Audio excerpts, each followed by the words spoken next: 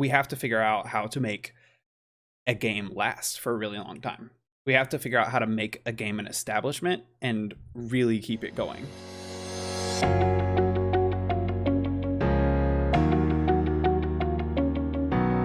All right, so on the topic of a lot of these big streamers deciding to suddenly, or not suddenly, but pretty much like abruptly quit playing Fortnite. And there's like been a bunch of press going around like on YouTube, and even this article right here talking about Courage JD wanting to quit Fortnite, Myth quitting at least for a while, like Daquan, Dr. Lupo I think came out with a video, or I saw him in a interview recently talking about how he was quitting or why he quit. I mean, King Richard quit. Like, just a lot of influencers, pro streamers have quit playing Fortnite recently, and I feel like a lot of people are throwing the blame for that onto the game, which it definitely is going to be there, because like a game that's constantly evolving, if you're constantly updating the game, you're going to get pushback on some things. The meta is going to go places you don't want it to go, and with Fortnite you have such a massive fan base, and the skill levels are so high. Not just in basic skill, but like the building skill is such a barrier to a lot of people that like if your lobbies start to get sweaty, it can be really frustrating if you're just a casual player. So like I get that, but I don't know. I think there's a little more to it than just the game. Like, because it's also understandable that like when you're constantly forced, like living in the content age where people expect games to put out like the base game and then dump content into the game like quickly, especially Fortnite, which they honestly set kind of a bad precedent for themselves early on. Like, it was awesome. I think it really moved gaming forward, but it also put this pressure on themselves and all the games that come after it to pump out content fast. Like now we see games like, I mean, even I'm known to say this, like Apex Legends, which I love playing all the time. Like, I constantly complain about how they don't add content often enough, and like that's largely due to the fact that like if you go over to Fortnite, like we were getting new guns like every other week, map changes all the time. They kind of set a trend for that kind of made me, and I'm sure a lot of other people, really want something like that in all their games, because it would just be awesome if games could drop new skins every other day, and if they could drop new guns and new map areas like all the time. It would just be sweet. But like I think it goes a little bit past that, and like honestly when I see like people are quitting, it's like a lot of them say they're afraid to quit. People like Courage JD, you know, like pretty much are in fear of losing viewers, even though like viewers have waned a lot at least on Twitch. It's still really high, and that's the thing. People talk about how like Fortnite is dead and like Fortnite is over, like fuck that game. Like you can definitely feel that way, and it's definitely gone down a lot since like its peak. But you have to remember, its peak was so fucking huge. Like it was the biggest game in the world. It still is probably the biggest game in the world. So like I think it's like really silly to just be like, oh, it's Fortnite's going down the drain, it's trash, viewership's down. Like, I mean, I don't know, it's still going to be there. And honestly, as long as they keep dumping money into the prize pool, which I don't know if they will, but if they do, it's not going anywhere.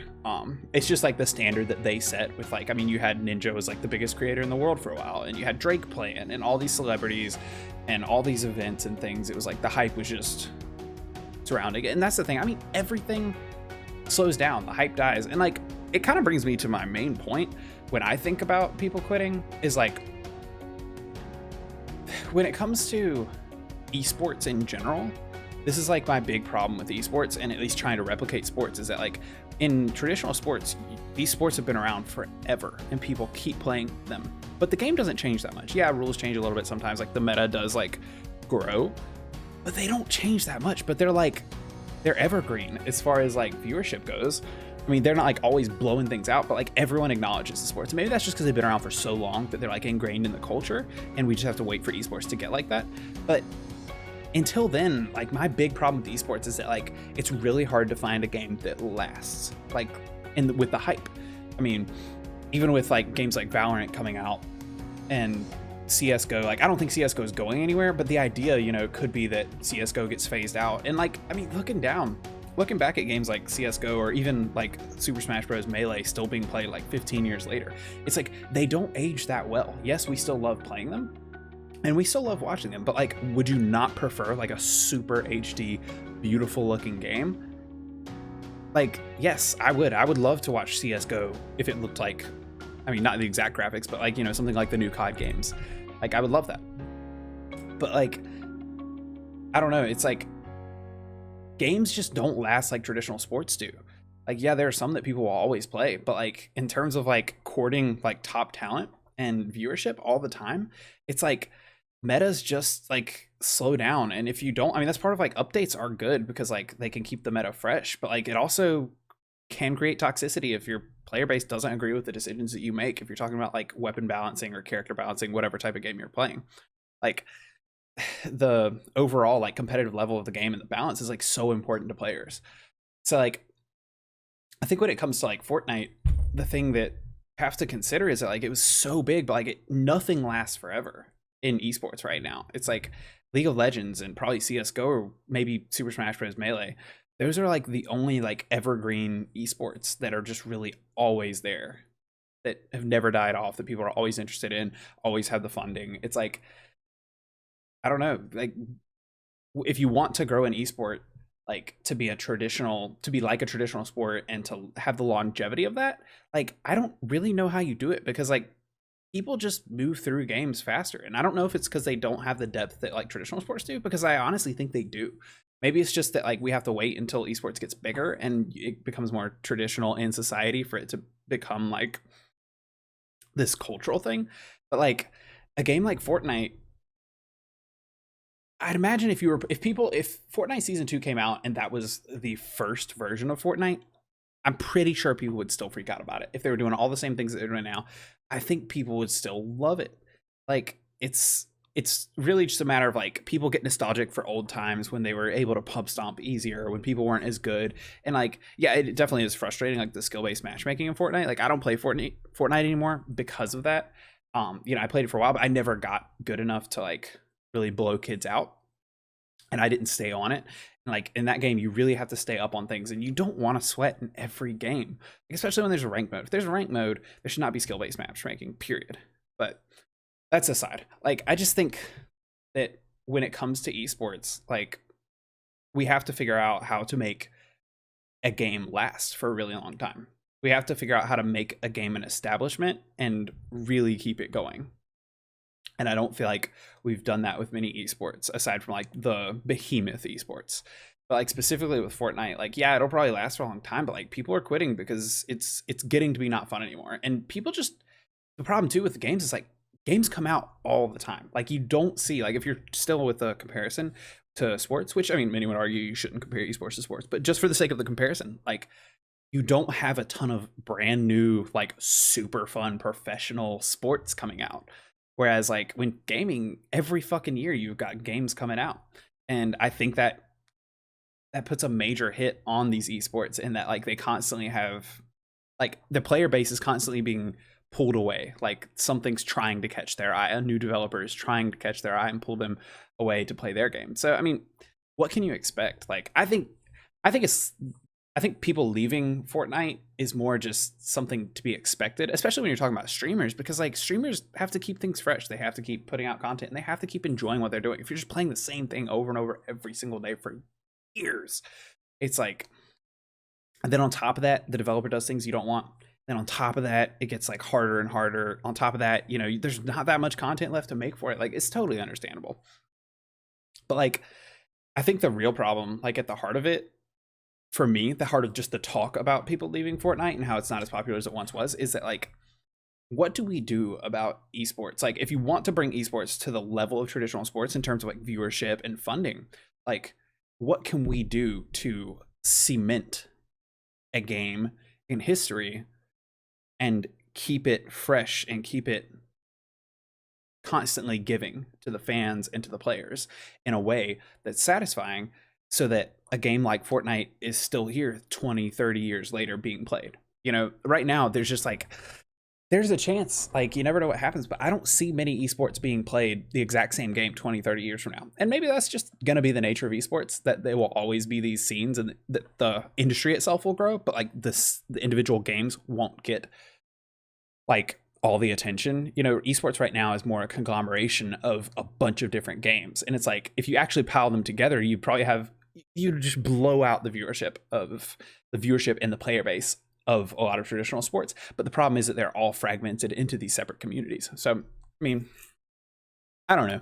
I just think like that's going to be a continuous problem that like when it comes to esports with the nature of the ability that the developers have to constantly drop content and to constantly evolve the games and then the constant competition that these games have, I think you're going to see that problem constantly come up and it's going to be hard for a game to cement itself in history for longer than a few years at a time.